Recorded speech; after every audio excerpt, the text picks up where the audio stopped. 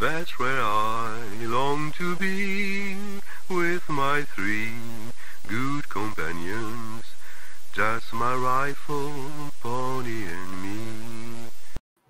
Et Crocinet, bonsoir ou bonjour, hein, ça va dépendre de l'heure à laquelle vous allez découvrir cette nouvelle émission.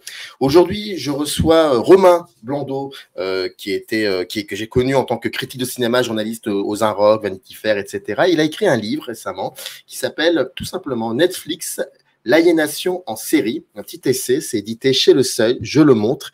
Et ce que je disais à mon invité hors caméra, c'est un essai qui a à peu près 40, cinquantaine de pages, mais on a envie d'en discuter avec lui au moins pendant 4, 5, voire 6 heures.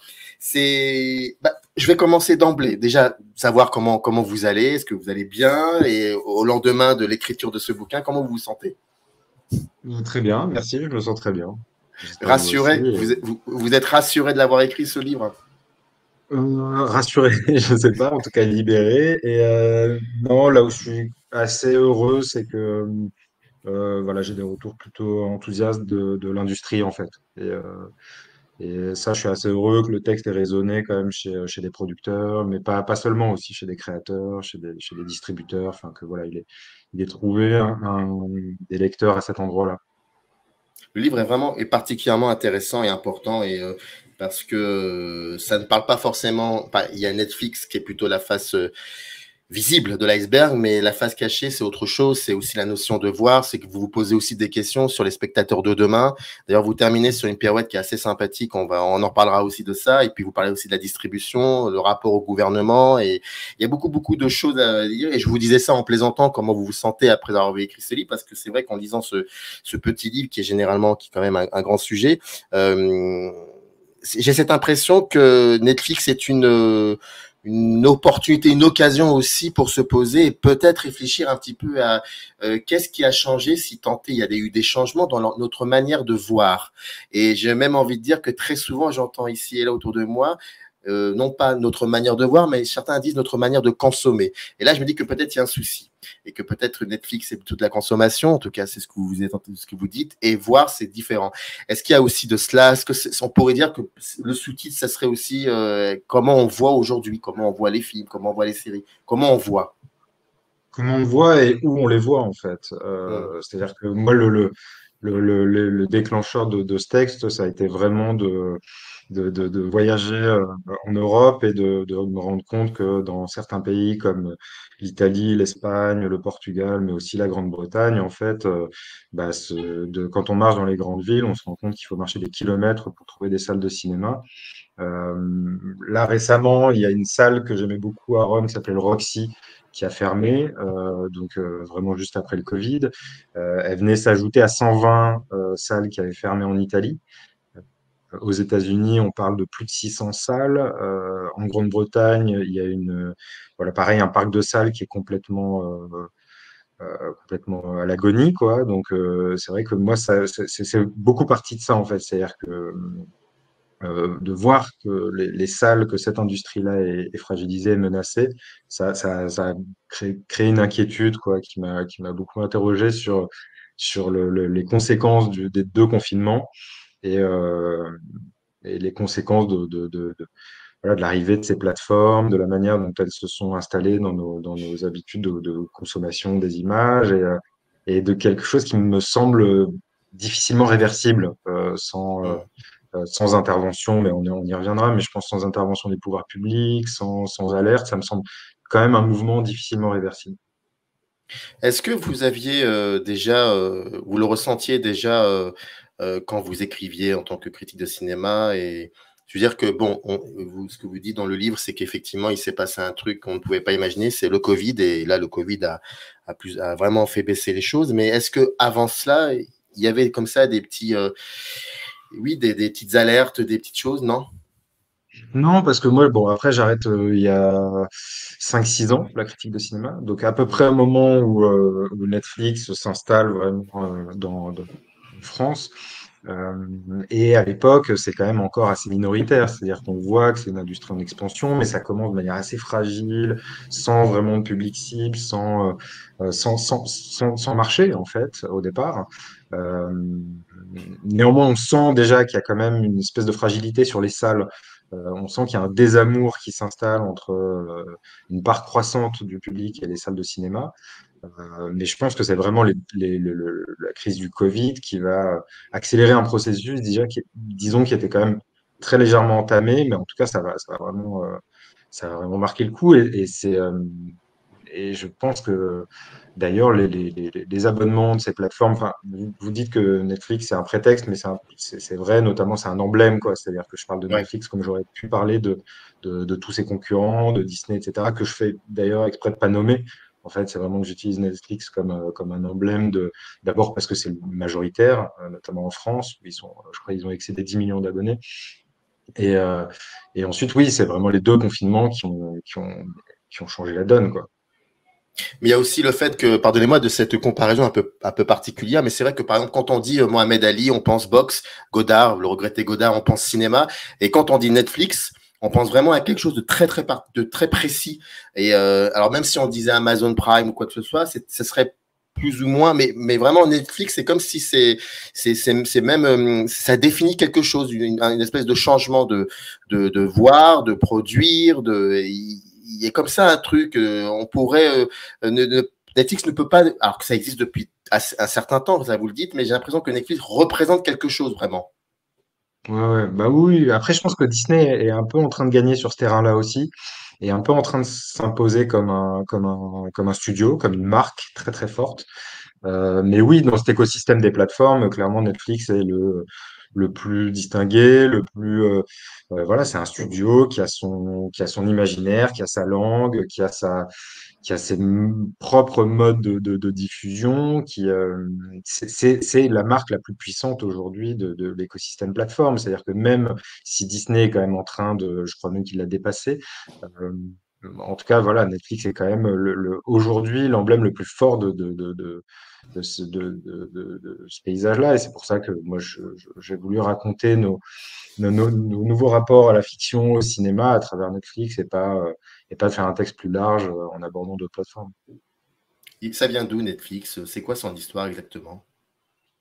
Netflix, c'est juste une émanation de la Silicon Valley, une start-up parmi des dizaines de centaines de start-up qui a été fondée par notamment Reed Hastings. Je crois que c'est fin des années 90 et à la base, c'est un service de location de DVD qui passe par voie postale, donc qui est encore dans cette espèce d'industrie préhistorique de la matérialité et qui va avoir un coup de génie en fait en passant au numérique, au dématérialisé. Euh, donc ça, je ne sais plus exactement la date, mais c'est, je crois, au début des années 2000. Et donc, ça va avoir pour premier effet, en fait, de flinguer une industrie qui est l'industrie de la location physique aux États-Unis, c'est-à-dire qu'il y a euh, un, un- un des gros emblèmes des locations physiques qui était Blockbuster aux États-Unis, qui va déposer le bilan, et on parle ouais, de 60 000 emplois. Et je pense que c'est à partir de ce moment-là où vraiment il y a un paradigme qui change et que Netflix devient cette espèce de machine surpuissante qui va après déferler sur l'Europe. Euh, voilà, mais leur coup de génie, ça a vraiment été de passer à la dématérialisation et l'invention de ce fameux algorithme de recommandation voilà, dont on parle encore aujourd'hui. Mais ce que vous dites dans le bouquin, ce qui est assez, ce qu'on a tendance parfois à oublier, c'est qu'au début, ce que proposait Netflix, c'était particulièrement intéressant, voire même très ambitieux, artistiquement parlant. Il y avait quand même des créations assez passionnantes. En tout cas, au début, avant que l'année 2017 arrive, et ça, on va en parler juste après. Mais voilà, vous le dites dès le début qu'il y a quelque chose qui est assez passionnant avec le recul. Ouais, en tout cas, moi, ça m'a vraiment intéressé de repenser de manière un peu rétrospective aux premières années Netflix, parce que je pense qu'ils sont pas encore totalement dans leur modèle financiarisé, ils sont pas encore totalement étouffés par par la dette, par leur assujettissement à la bourse. Enfin, il y a encore quand même à cette époque-là un espace d'invention, une marge de risque plus grande qu'aujourd'hui. Et je pense par ailleurs qu'ils n'ont pas totalement leur public cible à cette époque. Quand ils initient leur première production, que ce soit en film ou en série, je pense qu'ils cherchent beaucoup. Et cette confusion-là, en fait, moi, je trouve qu'elle a produit quand même leurs objets les plus singuliers, les plus intéressants. Et je me souviens notamment, moi, à l'époque, d'avoir été sur le tournage de Sense8 et d'avoir pas mal suivi la production de Sense8. Et je pense qu'aujourd'hui, c'est inimaginable que Netflix investisse à ces hauteurs-là dans des séries à ce point ambitieuses et qui correspondaient à aucune norme, en fait, parce ils avaient très peu d'informations sur le public, ils avaient très peu d'informations, leur algorithme n'était pas encore très aiguisé, quoi, donc ça les autorisait, disons, à ces espaces de liberté. Et je pense qu'aujourd'hui, c'est plus possible. C'est-à-dire même une série comme Love, qui était chapeautée par Judd Apatow, et qui est une série extrêmement chronique, extrêmement diluée, qui se passe comme ça pendant. Enfin, c'est une histoire d'amour entre une espèce de loser à Los Angeles. Et, enfin, il y a un truc qui est vraiment très très loin aujourd'hui des canons de Netflix. Et ça, je pense que, alors, voilà, moi, c'est un peu l'espèce de première utopie Netflix que je raconte dans ces premières années et qui va vraiment avoir les pattes coupées à partir je pense, de 2017. Moi, là, que tu as 2017, ça pourrait être un peu avant, parce que c'est vrai qu'il y a Stranger Things qui est déjà un des gros succès, mais je pense que leur premier succès planétaire, et qui excède le simple public sériephile, quoi, qui rentre vraiment dans la catégorie des énormes succès pop culturels. Je pense que c'est Casa del Papel. Et là, ça va infléchir quelque chose dans leur ligne éditoriale, dans leur modèle économique, dans leur façon de produire. Pour moi, c'est vraiment le point de bascule, quoi, la Casa del Papel. Alors, juste avant qu'on parle de ça, je voulais juste quand même revenir sur, vous l'avez dit, mais c'est instant sur ce que vous écrivez. Si vous me permettez, c'est page 15, vous dites tout simplement pour Sense8, avec un budget de 9 millions de dollars par épisode, quand même, un tournage réparti entre plusieurs continents et une totale liberté d'écriture, le Sense8 est l'emblème de ce qu'aurait pu être Netflix, c'est-à-dire une alternative fluide et innovante aux vieux studios hollywoodiens en perte de vitesse. C'est-à-dire que là, on parle quand même d'une période, c'est-à-dire les années 10, 20 jusqu'aux années 50, 60, c'est autre chose. Et donc, selon vous, Netflix aurait pu être voilà, un studio hollywoodien important, avec de nouvelles façons de voir, de faire. Ça aurait pu s'ils n'avaient pas fait ce choix de se financiariser, s'ils n'avaient pas fait ce choix d'être un mass média, d'avoir un volume de production énorme, si ce n'était pas à ce point assujetti au modèle des linéaires qui a complètement, à mon sens, flingué la créativité dans ce média. Ça aurait pu. Ça aurait pu être un HBO, ça aurait pu choisir une ligne très adulte. Euh, voilà, ça veut dire peut-être moins massive, moins populaire, mais ça aurait pu être un lieu assez passionnant. Vous racontez donc 2017 la Casa del Papel. Moi, je ne savais pas d'où ça venait. Hein. Je veux dire, je ne savais pas que c'était finalement, enfin, que cette série-là, c'était une petite série qui avait été rachetée par Netflix. Mais je ne sais. J'aimerais ça parce que ça, je crois que vous ne l'expliquez pas vraiment. Mais comment ils ont senti que ça allait donner quelque chose? Parce que je crois que si je me trompe pas, si j'ai bien lu, il y avait des critiques assez mitigées de la série en Espagne. Enfin, c'était pas évident. Comment ils ont senti que quelque chose allait se passer avec cette série, selon vous? Je crois que c'est assez accidentel, très franchement. Ou alors ils ont un génie au service des acquisitions, je sais pas, mais je pense que c'est accidentel parce que d'ailleurs ils lancent la série à l'époque sans plan marketing particulier. Hein. Ils la lancent comme une espèce de série, voilà, dans leurs acquisitions. Enfin, c'est pas censé. Ils savent que la série a pas énormément cartonné. C'est pas censé avoir ce succès-là. Je pense que ça a rencontré quelque chose de l'époque, quoi, c'est-à-dire le récit de casse. C'est d'ailleurs la même chose que va rencontrer Squid Game finalement. Voilà, mais c'est un accident, quoi. Je pense que c'est vraiment un accident. Alors que la série, enfin, présente rien d'original. C'est ça qui est assez incroyable. Et en gros, vous dites que avec cette série, vous l'avez déjà un peu évoqué il y a quelques minutes, il y a ce modèle, je ne vais pas dire de bêtises, de délinéariser, ça on va y revenir parce que c'est très important. Et puis surtout, il y a il y a un nouveau marché de spectateurs, ça crée ça. Et en gros, si j'ai bien compris, et c'est que Vous savez, il y avait cette fameuse phrase de Godard qui disait, avec son exagération que l'on connaît, à savoir que le cinéma crée des souvenirs et la télé crée de l'oubli. J'ai envie d'aller encore beaucoup plus loin. Est-ce que aujourd'hui ou depuis 2017, en majorité, un spectateur qui regarde Netflix fait en sorte que le spectateur ne pense pas? Est-ce que c'est vrai ça? Ouais, je pense. Et la question de l'oubli, c'est hyper important. Là, la semaine dernière, Bob Iger, qui est le PDG de Disney, Hum.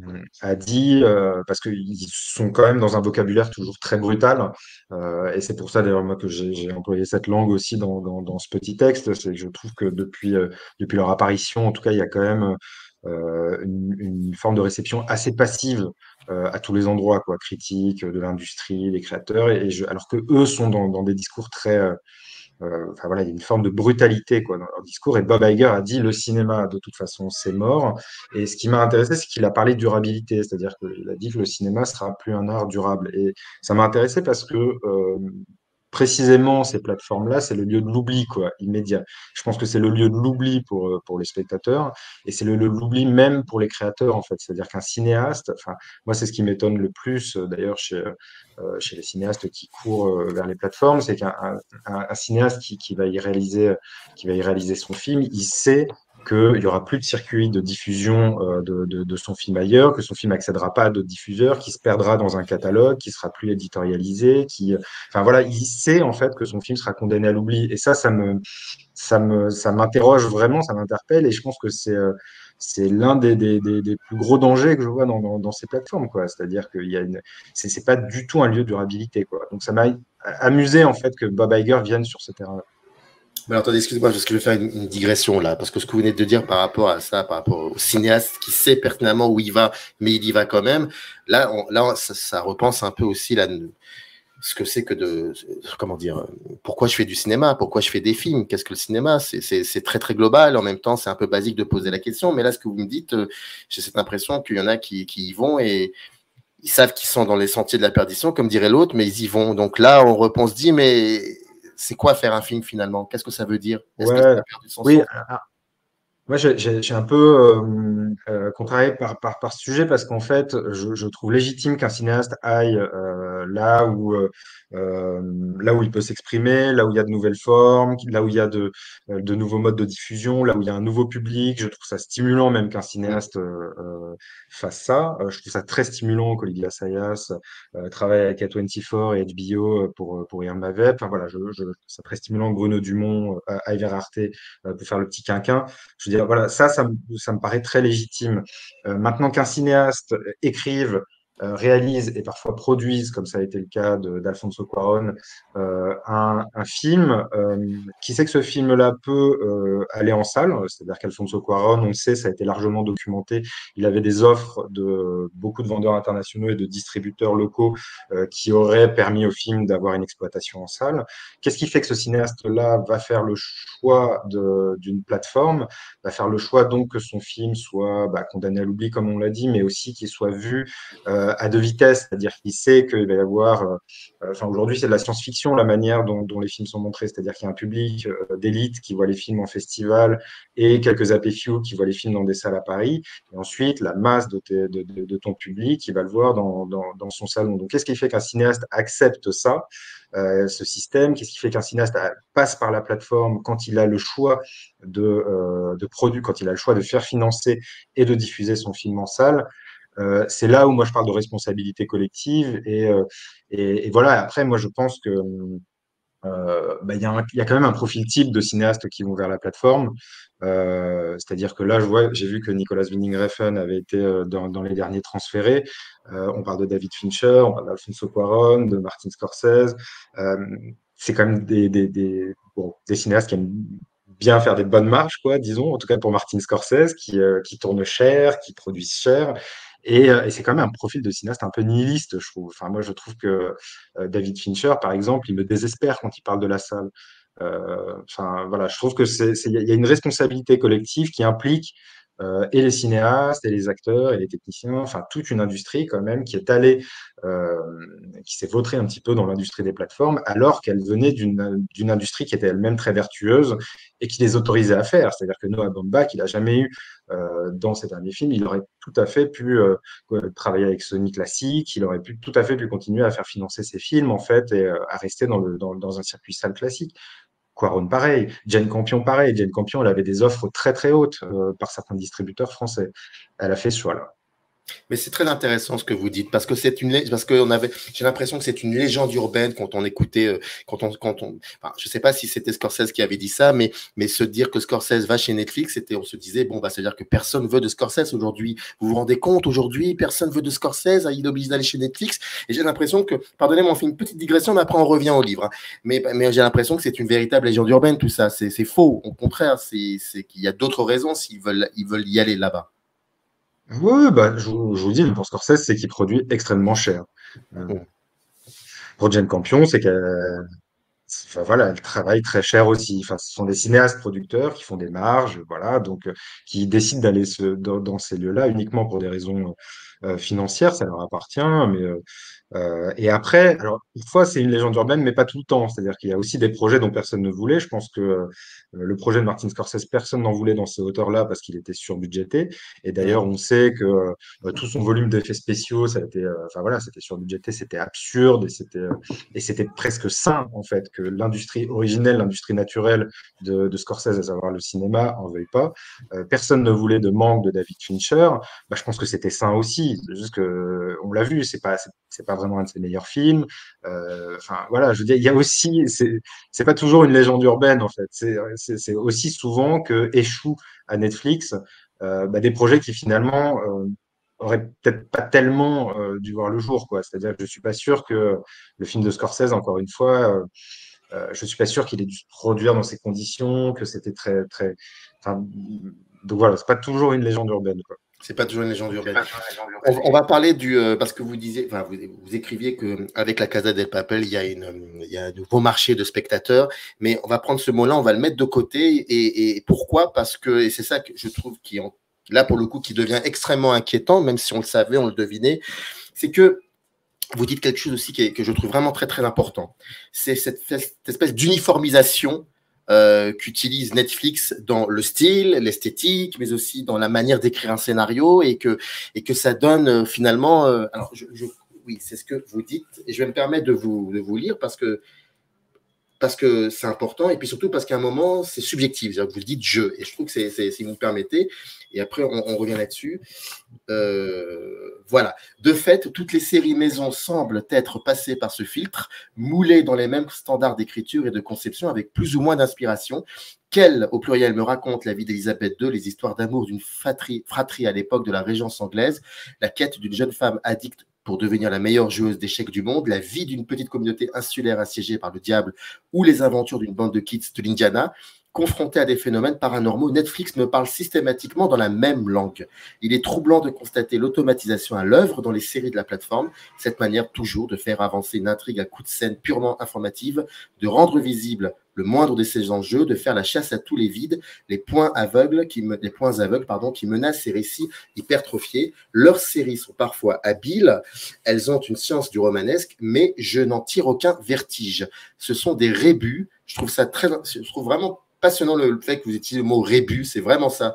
Ce sont des rébus dont les modalités diffèrent, tour à tour psychologique, policière, amoureuse, mais dans la finalité est toujours la même, boucler une histoire, conclure.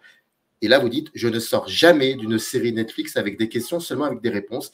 Elles ne m'invitent jamais à dépasser ce que je vois, ne font rien agir en moi, elles ne stimulent que mon désir inquiet d'apprendre la suite d'un programme dont je connais déjà l'issue, le désir de me conforter dans mes croyances, leur horizon et mon confort. À un moment ou à un autre, quand il y a cette envie très forte de la part de celles et ceux qui dirigent Netflix, d'avoir cette bible de comment écrire un scénario, d'uniformiser l'esthétique, le style, tout cela, que cela soit aussi dans les documentaires. Un documentaire Netflix, c'est incroyable, c'est les mêmes documentaires. Il y a un moment, on se fiche royalement et complètement de ce qu'on appelle la création. On se fiche royalement et complètement de ce qu'on appelle la réceptivité du spectateur. Donc on fait autre chose et c'est même très inquiétant ce que l'on fait. Il y a de cela.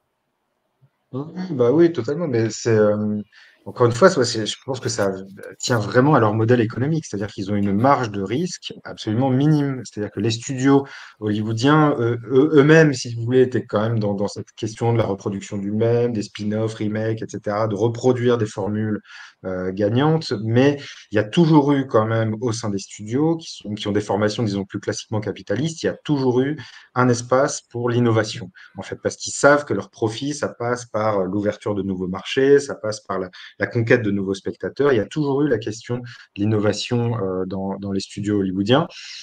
Netflix, pas du tout, en fait, parce qu'ils sont, enfin là, encore une fois, ils ont des réunions d'actionnaires quasi mensuelles dans lesquelles ils sont obligés de justifier d'une activité et donc ils ont pour seule logique, en fait, le chiffre et donc ils sont obligés de reproduire des modèles qui ont déjà vérifié leur succès sur leur plateforme.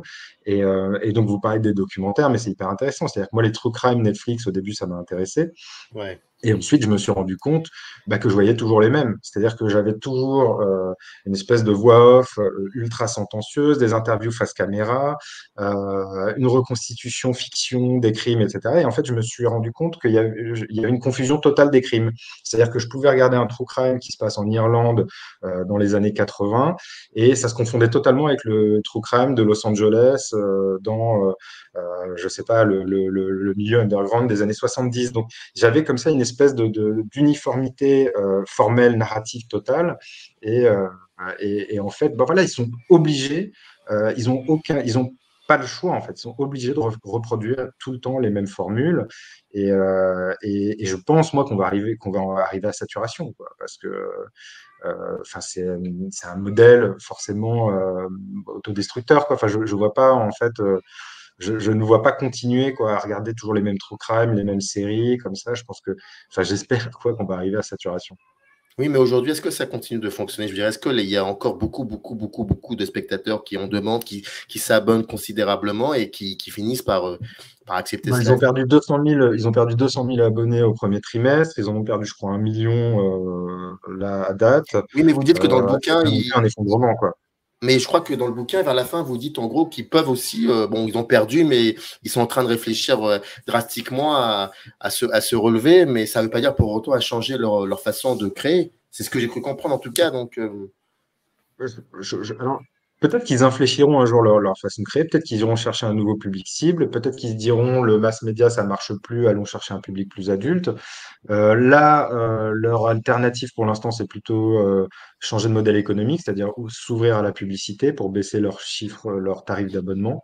Je pense que ça va avoir un effet très positif sur leur courbe d'abonnement, mais je pense que c'est un effet très court-termiste en fait.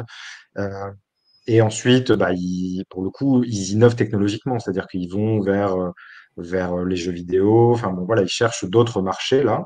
Euh, mais c'est assez compliqué en fait de mesurer les perspectives pour Netflix parce que eux-mêmes en fait c'est une industrie tellement court-termiste, que je pense que même n'ont pas de vision très durable quoi. mais est-ce que ça crée des répercussions sur les spectateurs qui, depuis maintenant 2020, depuis plus de 2 ans, se sont énormément abonnés aux plateformes, dont Netflix, découvrent aussi. On voit des films sur Netflix qui sont pensés à ce que le spectateur ne pense pas. Et ensuite, quand les salles de cinéma commencent à être désertées de plus en plus, les chiffres le montrent, c'est catastrophique. Il m'arrive de voir des films, des blockbusters dans des salles de cinéma où il n'y a pratiquement personne, c'est juste incroyable. Mais est-ce que ça crée aussi des répercussions sur, que cela soit les jeunes spectateurs ou les plus âgés, sur leur manière ensuite de voir des films qui sortent un peu de tous ces lots-là, qui sont pas uniformisés sur la durée, par exemple, parce que vous dites que Netflix, le travail sur la mise en scène, l'esthétique de chez Netflix, c'est la vitesse, la vitesse, la vitesse, la vitesse. Mais est-ce qu'à un moment ou à un autre, quelqu'un qui serait habitué à voir autant de films de ce genre de films dans son salon et qui, à un moment, se retrouve devant un film complètement extraterrestre, est-ce qu'il va l'accepter ou pas? Est-ce qu'il peut y avoir des répercussions selon vous? Ouais, ouais. La première répercussion, vous le dites, qui est quand même la première répercussion fondamentale, c'est qu'il y a une désertion des salles, il y a un désamour pour la salle. On a désappris la salle, et pas nécessairement les jeunes, hein. Enfin, moi, je finis là-dessus, justement. Exactement. On a souvent culpabilisé le public jeune, etc. N'empêche que c'est celui qui remplit les salles aujourd'hui. Le public vraiment âgé à réessai se maintient. Nous, ce que nous disent les exploitants, c'est plutôt les trentenaires. C'est plutôt les trentenaires urbains. Par exemple, je crois que vous connaissez bien cette salle, l'Omni, à Rouen. Oui, J'y l'Omnia, étais, l'Omnia de j'y Rouen. étais la semaine dernière. Très belle salle. J'y étais la semaine dernière pour accompagner un film en avant-première et l'exploitant me disait, j'ai plus mes trentenaires. J'ai plus mes trentenaires qui étaient quand même un public, notamment pour les films à réessai, qui est un public très important. Donc la première répercussion, elle est là, elle est fondamentale. C'est-à-dire que là, il y a une industrie qui était archi-vertueuse jusqu'à il y a encore 3 à 4 ans, qui l'est encore, hein, qui est créatrice d'emplois, créatrice de richesses économiques, symboliques. Enfin voilà, c'est une des industries culturelles les plus fortes au monde. C'est un des parcs de salles les plus forts en Europe. Donc s'il y a d'abord cette répercussion-là, c'est-à-dire voilà, on a désappris la salle. Après, il y a d'autres répercussions. Il y a des répercussions cognitives qui sont largement documentées. C'est-à-dire que se faire tamponner le cerveau par 10 épisodes de 40 minutes dans lesquels il n'y a pas un plan qui excède 20 secondes, dans lesquels c'est monté voilà, en cut et cette espèce d'économie de la vitesse, ça a des répercussions cognitives sur la mémoire, sur le langage, sur la libido. Enfin, ça, c'est très largement documenté. Et oui, moi, je pense que ça va avoir des répercussions sur notre capacité de spectateur, sur la capacité qu'on va avoir à accepter la durée. Mais ça, voilà, c'est Netflix, c'est les plateformes, comme c'est les réseaux sociaux, comme c'est, enfin voilà, tout ce qu'on a arrangé sous le nom de capitalisme attentionnel, euh, oui, va avoir des effets très très néfastes. Enfin, là, on voit même que l'UEFA considérait la possibilité de réduire la durée des matchs de 30 minutes, des matchs de foot, parce que ils avaient fait des sondages là, pour le coup, auprès des jeunes, qui leur disaient que 90 minutes, c'était trop long, qu'ils perdaient leur attention, qu'ils n'arrivaient plus à se concentrer. Donc, nécessairement, mettez ces jeunes devant un film, enfin, c'est pas pour être poujado, mais mettez-les devant un film d'Apichatpong vers Azekakul, je suis pas sûr que l'attention, elle se maintienne pendant plus de 20-30 secondes, quoi. Enfin, moi, j'y vois une forme de danger, mais surtout que euh, Netflix en est très conscient, ils sont très embarrassés par la question du binge-watching, par la question du délinéaire, parce qu'ils n'arrêtent pas de faire des déclarations d'intention, on va en sortir, on va le modifier. Ils ont essayé un truc sur la dernière saison de Stranger Things en divisant la dernière saison en 8 épisodes plus 2, enfin je sais plus exactement, mais c'était n'importe quoi. Et enfin, on sent qu'ils sont très très embarrassés parce ils savent les conséquences de ce modèle-là. Et oui, moi, c'est un peu ça qui m'inquiète le plus avec voilà, l'image de ces salles vides. C'est la manière dont on va pouvoir fabriquer des films, dont on va pouvoir les écrire, les concevoir, les monter. C'est aussi la manière dont ça a infusé dans l'industrie du cinéma. Ces manières d'écrire, de tourner, de monter des séries et des films, ça a nécessairement infusé. C'est-à-dire que le cinéma n'est pas une, on dit souvent que le cinéma, c'est une industrie ultra passéiste, chevillée sur ses acquis, tout ça. Moi, je crois pas du tout. C'est une industrie hyper souple, hyper mobile, qui a pas cessé au fil des ans de se réadapter. C'est vraiment une industrie culturelle voilà, que je trouve très alerte aux contemporains. Et donc, nécessairement, elle a la peur de sa mortalité. Donc, parfois, moi, j'observe dans la production à certains endroits elle court un peu après les plateformes, elle court un peu après ces nouveaux objets du capitalisme attentionnel, et je trouve ça très grave. Si vous voulez, le rapport qu'on a aujourd'hui au scénario dans certains lieux de financement, le rapport qu'on a euh, au film monté, le rapport qu'on a en salle de montage, les discussions qu'on peut avoir sur la durée des plans, et encore une fois sur le scénario, c'est-à-dire, moi je vois qu'il y a vraiment ce sujet d'avoir des scénarios toujours très signifiants, d'avoir des enjeux toujours très visibles. Enfin, voilà, je vois que cette espèce d'industrie audiovisuelle ultra puissante a infusé dans le cinéma et c'est un peu flippant, quoi. Il y a les salles qui sont désertées. Vous expliquiez que depuis 1946, en France, on le sait, il y a cette fameuse taxe sur le ticket que on achète un billet pour aller voir un film, je synthétise grossièrement, on participe à la création de futurs films. Bon, bah, ça fait 2 ans qu'il y a beaucoup de soucis, et puis ça fait 2 ans que Netflix a amassé pas mal d'abonnés, donc il s'est passé des choses que vous racontez dans le livre, mais j'aimerais bien vraiment qu'on parle de ça par rapport à, j'ai envie de vous dire, que joue, parce que ça, vous en parlez dès le début, mais à savoir que fait le gouvernement, que fait les pouvoirs publics, le CNC par rapport à tout ça. Et il y a aussi une anecdote que je lirai après, page 42 sur le CNC, qui est juste incroyable sur les modèles de financement. Mais voilà, qu'est-ce qui se passe? Que dit le pouvoir? Que disent les ministres, le ministre de la Culture, le gouvernement? Et il y a une connexion avec Macron aussi qui est pas mal, je trouve, qui est assez intéressante, à mon avis. Donc, que vous Ça, évoquez. c'est vraiment l'élément déclencheur du texte. En fait, ce qui m'a donné envie d'écrire, c'est quelque chose qui s'appelle le FSP, le Fonds spécial plateforme, c'est un nouveau dispositif de financement qui a été mis en place par le CNC au sortir de la négociation entre les plateformes et les organisations professionnelles sur la chronologie des médias et la manière qu'on avait d'intégrer ces plateformes à notre écosystème. Au sortir de cette négociation-là, qui a été très dure, au terme de laquelle on a obtenu que Netflix investisse 20% de son chiffre d'affaires français dans la création française, sans flécher les investissements, mais ça, on pourrait y revenir. Au sortir de cette négociation-là, les pouvoirs publics, Dominique Boutonnat, à la tête du CNC, donc ancien grand donateur d'Emmanuel Macron, initie ce nouveau dispositif de financement, donc le FSP, qui a pour objectif donc c'est une subvention sélective, donc il y a un comité dont on ne connaît pas les noms, qui se réunit et qui décide de subventions à attribuer aux projets de films ou séries initiés, financés et diffusés par les plateformes.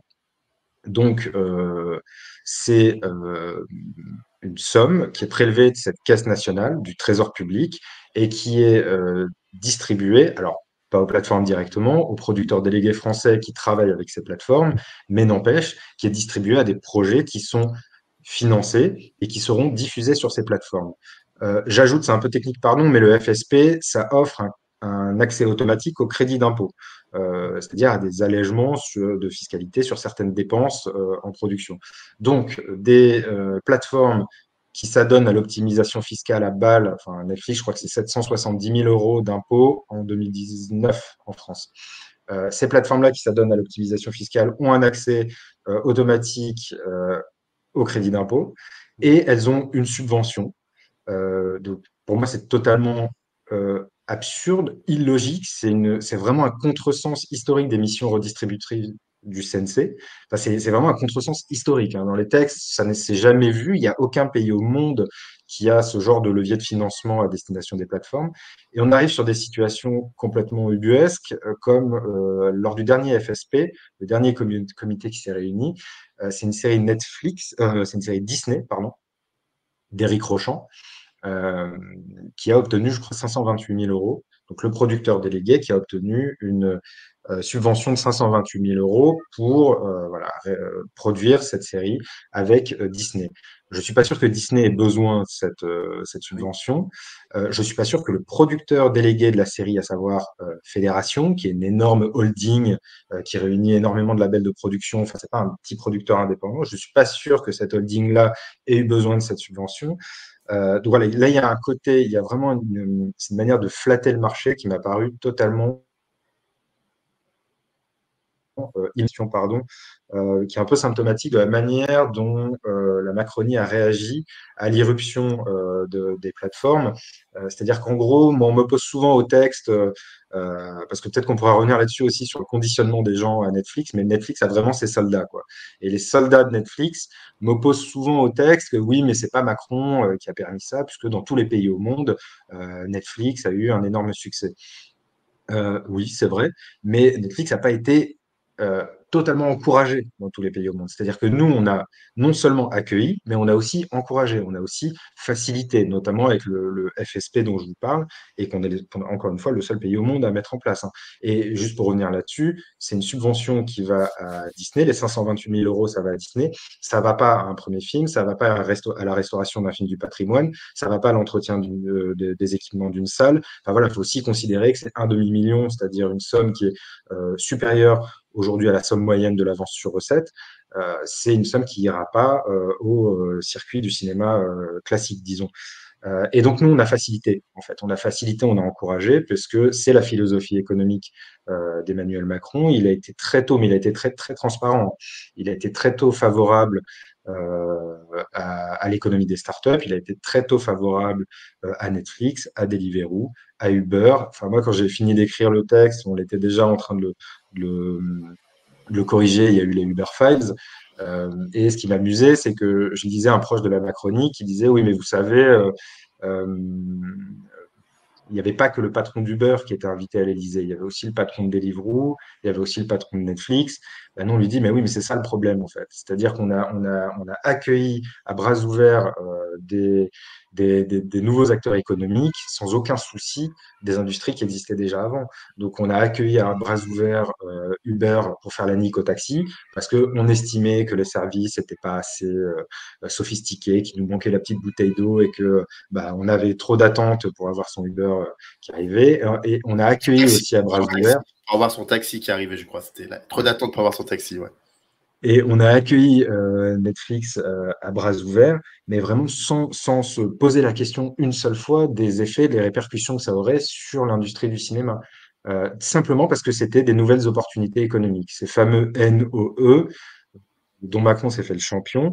Et en fait, tout ça, ça s'incarne dans un projet de loi qu'il a en 2015, qui s'appelle Noé, pour une nouvelle opportunité économique, qui sera retoqué par François Hollande, qu'il estimera trop libéral, mais qui sera ensuite distribué dans la loi travail. Et en fait, ça a été vraiment en fait, pour Macron, il n'y avait aucune raison de préserver le modèle existant, il n'y avait aucune raison de préserver l'industrie du cinéma parce que c'était une nouvelle opportunité économique, les plateformes qui allaient être créatrices d'emplois, etc. Il a raison.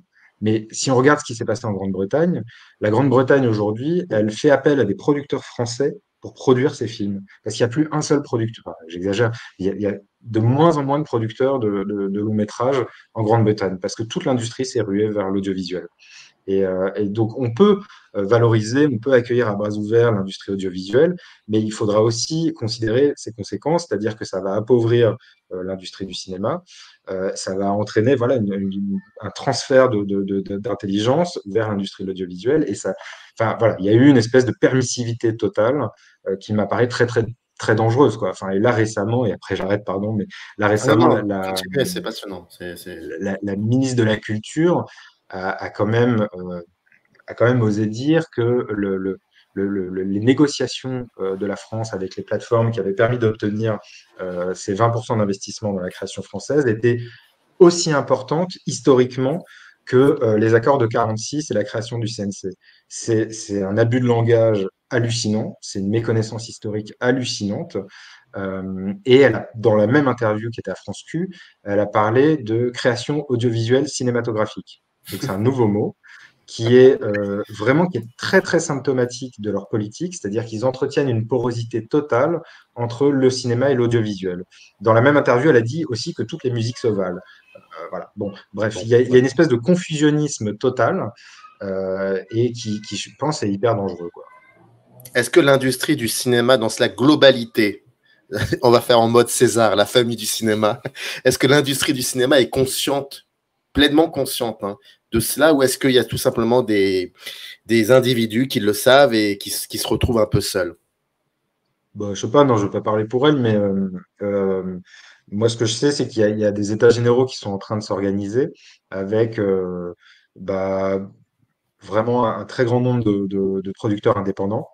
Euh, Voilà, au premier rang desquels Saïd Ben Saïd, Judith Lévy, Marie-Ange Luciani, Philippe Carcassonne. Enfin, il y a beaucoup de producteurs indépendants très forts en France qui s'organisent pour alerter les pouvoirs publics sur ces sujets-là, pour alerter les spectateurs sur ces sujets-là. Parce qu'on n'est pas en train de défendre une corporation, en fait. Quand je fais ce texte-là, d'abord, je le fais à titre, enfin, d'un point de vue cinéphile, quoi, parce que juste, ça me terrifie de voir les salles se vider. Mais depuis l'endroit de la société de production dans laquelle je travaille, je ne le fais pas par une défense de mes intérêts corporatistes, quoi. Je le fais juste aussi pour alerter les gens sur les effets de la disparition des salles dans des pays. C'est-à-dire que je prends souvent l'exemple de l'Italie.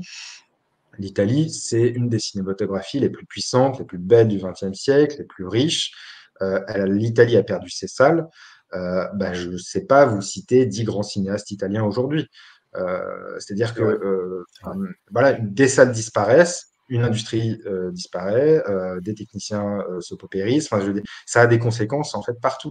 Mais quant aux réactions de l'industrie, oui, oui, elle est très alerte. Moi, du coup, je me suis rapproché de ces états généraux que je trouve hyper stimulants. Il y a plein d'intelligence, il y a plein enfin, c'est vraiment voilà, il y a beaucoup de professionnels qui veulent se mobiliser, qui sont aussi très autocritiques. Encore une fois, moi, je pense que c'est une industrie très souple, très mobile, et ils sont très autocritiques sur la manière qu'ils ont eu de fabriquer des films, de penser des films, parce que Netflix a aussi eu des vertus. Si on parle notamment d'une vertu importante de Netflix sur la question de la représentation et de quel type de visage ils ont visibilisé, quel type de langue ils ont visibilisé. Enfin, je veux dire, voilà, le cinéma a très souvent été un cinéma de bourgeois blancs. Enfin, ça, c'est une évidence. Et Netflix est venu colmater un peu de ces brèches-là. Enfin, est venu combler un manque, disons plutôt. Et donc nous, enfin voilà, il y a l'industrie. Moi, je vois des professionnels qui sont très autocritiques, qui s'interrogent aussi sur leur nécessité à parler davantage à un public plus jeune qui s'est rué sur les plateformes. Mais n'empêche, ouais, non, elle est très très concernée par ces questions. Enfin, c'est pas du tout moi, je vois beaucoup de mobilisation et l'appel aux États généraux se tiendra le 6 octobre. Mhm. Et je vous invite à le suivre parce que je pense que voilà, il va s'y raconter des choses assez importantes. Ça, c'était prévu, j'en avais entendu parler de ces états généraux.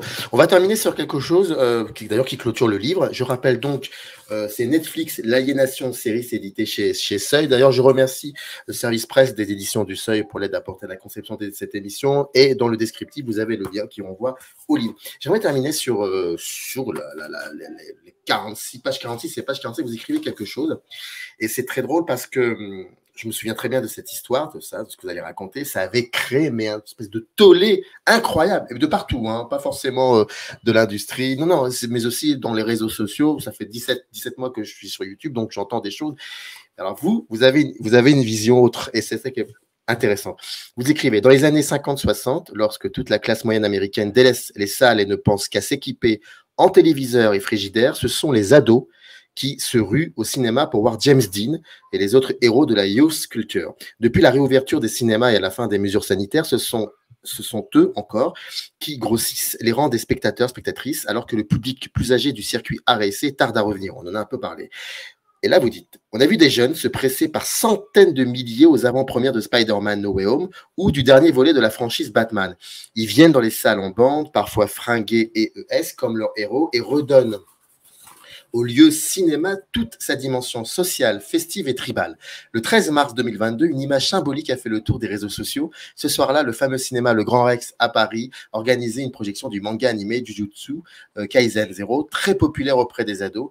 Dans la salle, au cours de la séance, des jeunes types se sont levés en hurlant pour célébrer l'apparition de leur héros à l'écran. Il y avait aussi pour Spider-Man, hein, c'était aussi pour ça. Ils étaient beaux, en transe, comme possédés par le film, revenus à l'état de spectateurs primitifs, découvrant la lanterne magique.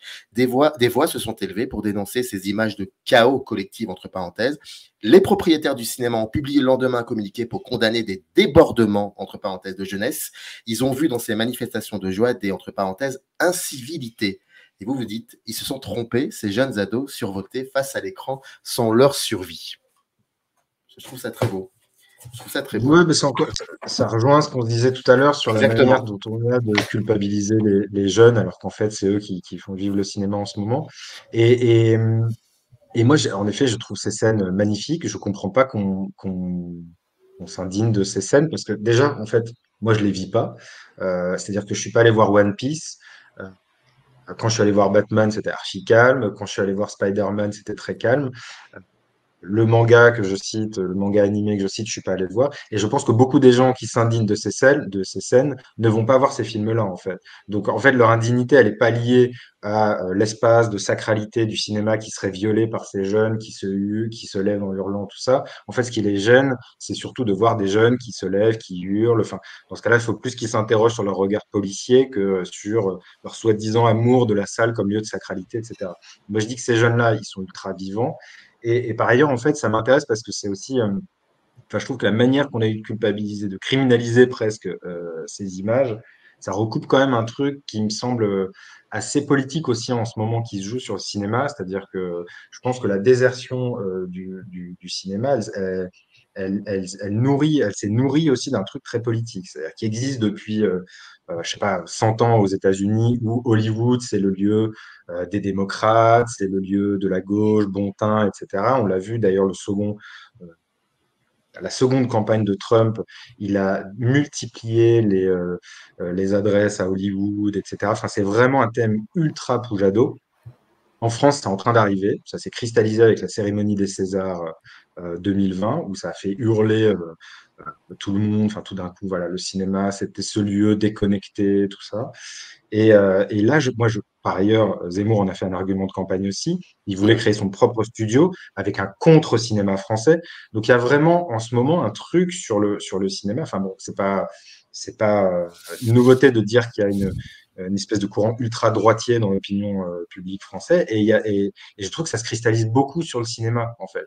Et à ça, moi, je pense qu'il faut réagir assez vivement aussi. Euh, et, euh, et ça participe, voilà, de voir ces espèces de cris d'indignation dès que des jeunes se lèvent dans les salles. C'est notre regard policier. Enfin, c'est un truc, voilà, que je trouve un peu triste et que moi j'avais plutôt envie de faire l'éloge, quoi. C'est drôle parce que quand j'avais vu ces images-là, j'avais pas forcément eu d'avis là-dessus. Bon, j'étais quand même un peu dubitatif, mais c'est en vous lisant que finalement je l'ai vu autrement et vous avez entièrement raison. Et très souvent, j'aime bien dire aussi que dans les années 60, il y avait comme ça des jeunes blousons en cuir qui foutaient le bordel dans les concerts de comment il s'appelait celui-là? C'est pas du Hallyday, c'était l'autre là qui ah, je me rappelle plus. C'est pas grave. Allez, c'est pas grave. Oui, c'est-à-dire que c'est Johnny Taylor, je crois. Ou Vince Taylor, c'était Vince Taylor, je crois. Vince Taylor. C'est-à-dire c'est des types dans leur salon qui font la leçon à des jeunes qui se lèvent en hurlant dans une salle de cinéma. C'est pas mal ça. Je trouve qu'il y a une petite contradiction dans les termes, quoi. Enfin, je trouve ça pas très cohérent, quoi, mais bon. C'est pas mal, c'est pas mal. Netflix, l'aliénation en série, c'est édité chez Le Seuil. C'est Romain Blondeau qui est venu pour nous en parler et c'était vraiment passionnant. Et je vous invite vraiment à le lire parce que ouais, c'est plus un texte, un manifeste, c'est important. Il y a des choses qui se disent, il y a des résonances avec, et puis il y a des choses aussi qui peut-être anticipent. Voilà, c'était très très intéressant. Merci en tout cas à vous d'être venu. Ça m'a fait vraiment plaisir. Générique. In the canyon, that's where I long to be with my three good companions.